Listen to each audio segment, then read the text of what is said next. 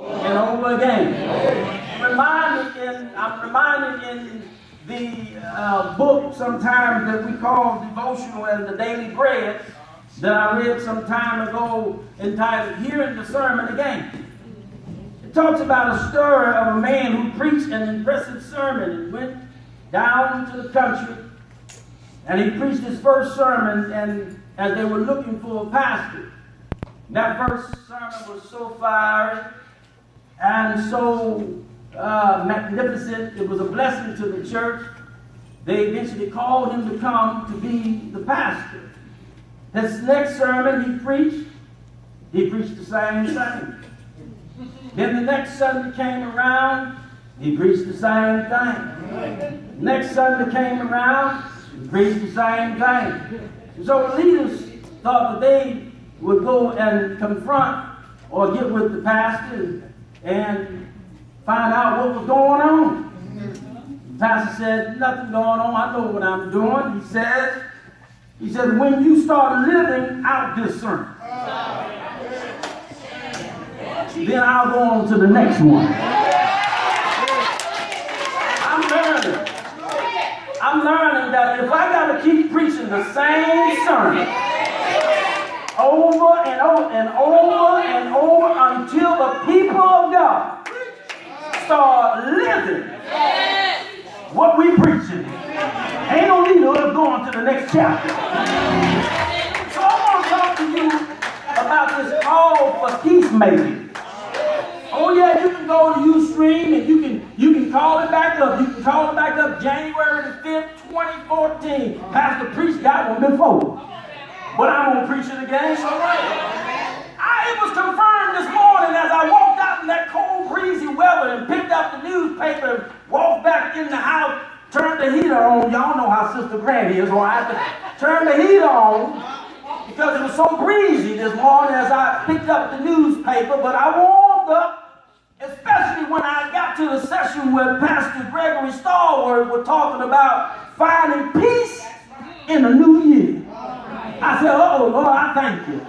That's confirmation that I need to talk about this call for peacemaking. Don't need us going on, amen, with unresolved issues in this year. I thought about that chemical they call Resolve, amen, that we use to get the stains out of the carpet or stains out of whatever's there. Whatever's there, is something about that Resolve. If you got a brush or you got something that you don't mind putting a little power oomph into it, that thing will either come up or you're going to leave a stain there. See, we as a people of God, we need to be resolved. Or we need to have some resolve. In other words, no matter what it takes, we need to be peacemakers. Amen. Peace in our home, peace in our church, and even peace in the world, as much as we can do.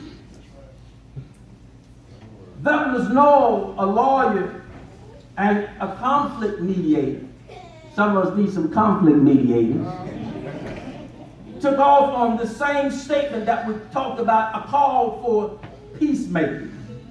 And he explained that recent scientific research shows that the reason we can't get along is in our brain. He says in the last couple of centuries we have gotten used to the idea that we are rational beings. Noel says it isn't so. We are, in fact, emotional beings. In fact, we are 98% emotional and 2% rational. He concluded that peacemaking needs revision based on this finding, and that reconciliation doesn't happen with simply logical conclusions. It most largely involves our emotions. Why can't we, he says, get along? Imagine if we were all rational beings. If we were completely logical, we would act like Mr. Spock. Y'all remember Mr. Spock from Star Trek? In reality, we are more likely to resemble Captain Kirk. Always want to fight. Yeah, we don't have too many Star Trek fans up here. How many Star Trek? Y'all know what I'm talking about. Mr. Scott logical, but Kirk always fighting. If he ain't kissing no girl, he's fighting somebody. But anyway, Frank is much more exciting that we are all emotionally driven people. But it's also the reason that we have conflict with one another. A problem occurs between us, anxiety arises, insecurity, and a fear of losing control of the situation grows. And then we react. And often we react badly, especially when it comes to change. Somebody say, thank God for change.